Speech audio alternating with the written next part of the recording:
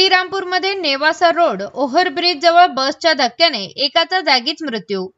श्रीरामपूर सविस्तर माहिती अशी की दिनांक 4 ऑक्टोबर 2025 रोजी श्रीरामपूर शहरातील नेवासा रोडवरील ओव्हरब्रिजवर बस व मोटरसायकल यांच्यात एक जोराचा अपघात झाला।